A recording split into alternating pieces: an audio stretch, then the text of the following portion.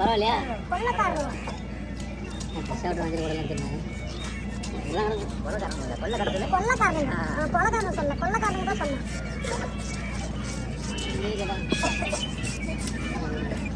என்ன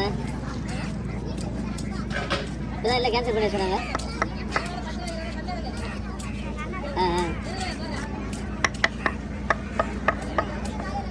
சரி நான் ஒரு 1/2 அடிக்கிறேன். என்ன இல்லை நான் ஒரு 1/2 கொடுத்து பார்க்குறேன். ஓகே ஓகே அது இருக்குது.